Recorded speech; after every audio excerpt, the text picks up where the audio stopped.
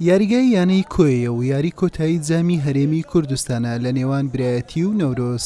هەردوویانە دوای ئەوەی لە خولی نایابی کوردستان نەیانتوانی پلەکانی یەکەم و دووەم بەدەست بێنن بە ئامانجی بەرزکردنەوەی نازناوەکە هاتنە نێو یاریگا. ژیار گۆڤەن لە دوو دەرفەت نزیک بوو لە گۆڵ، باش مامەڵەی لەگەڵ تۆپ نەکرد. هێمن فەرەج و کاروان باپیریش ڕێگای گۆڕینی ئەنجامەکەیان لە پێش بوو، پێیدا نەڕۆیشتن و پێی نەگەیشتن.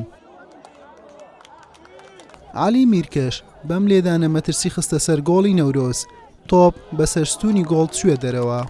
نیوە یەکەم بەبێ گۆڵ بە کۆتا هات.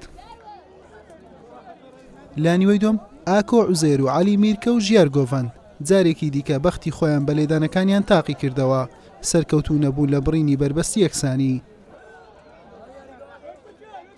هەرێم بەم لێدانە سەرێ خەریک بوو ئامانجەکەی بپێکێت، عوسمانی گۆڵپارێز دووری خستەوە. ئەم لێدانەی هێمنیش ڕێگای گۆڵی بگرتبایە، مەترسیدار بوو.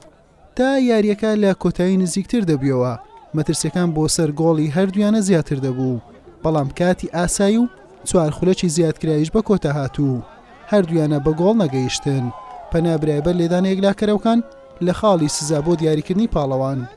نەورۆز سێ لێدانی فەوتاند و سێشی کرد بە گۆڵ، بەڵام برایەتی تەنها دوو لێدانی لەدەستدا و چوار گۆڵی تۆمار کرد و بووە براوە یاریەکە و پاڵەوانی جامی هەرێمی کوردستان.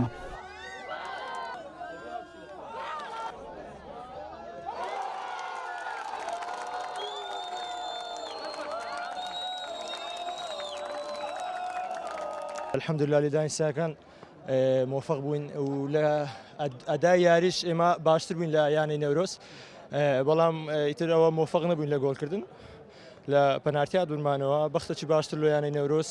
ئینشاءڵڵا یانەی برایەتی هەروە لە لووتکە دەبێتن. بەڕاستی هەستێکی خۆشمانەیە. سەرتا زۆر سوپاس بۆ خی گەورە، سوپاس لۆ یاریزانەکان، سوپاس لۆ دەستەی کارجێری، سوپاس لۆ ئەو جەماوەرە خۆشەویستە.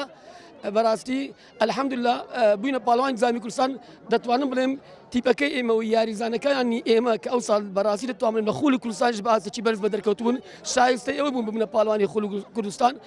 هەرچەندە لە ئاستی یاریەکەش دەتوانم بڵێم تا ڕادێک تیپەکەمان باش یاری کرد، خراپ نەبوو. ئیدی لە لێدانی سزاش دەتوانم بڵێم تیپەکەمان دیسان یاریزانەکانیش گۆڵچیش بە ڕێژێکی سەرەکی هۆکاری سەرکەوتنەکان بوو. سوپاس بۆ خی گەورە، زۆر هەستێکی خۆشمانەیە و ئامانجی یانەی برایەتی و ئامانجی هەمومان هاتە دی. لە مەراسیمی کۆتایی پاڵانتیەکەش جگە لە پێدانی مەدالیا و جام بەیانەی برایەتی پاڵەوان و نەورۆزی دووەم خەڵاتی ستافی ناوبژوانان و سەرپەرشتیاران کرا و ئامانج ئەکرەم بە تۆمارکردنی 5 گۆڵ لە یانەی برایەتی وەک گۆڵکار دەستنیشان کرا و ئەحمەد ڕێبوار لە یانەی برایەتی وەک باشترین گۆڵپارێزی یاری کۆتایی و هێمن فەرەز لە یانەی نەورۆز وەک باشترین یاریزان خەڵات کران. سەمەد جەوهەریش بۆ یەکەم ڕاهێنەر لەگەڵ یانەکەی ببێتە پاڵەوانی خولی نایابوو جامی هەرێمی کوردستان. یانەی برایەتی دوای ئەوەی لە وەرزی ڕابردوو بۆ یەکەم جار لە مێژوویدا بۆ پاڵەوانی خولی نایابی کوردستان بۆ ئەم وەرزش بە پێکاتیەکی لاو بە ڕاهێنەرێکی نوێ توانی بۆ یەکەم جار لە مێژوویدا ببێتە پاڵەوانی جامی هەرێمی کوردستان دوای برنەوەی ئاری کۆتایی لە یانەی نەورۆز لەسەر یاریگای یانەی کۆیە. حوسێن محەممەد، کەناڵی ئاسمانی پێام، کۆیە.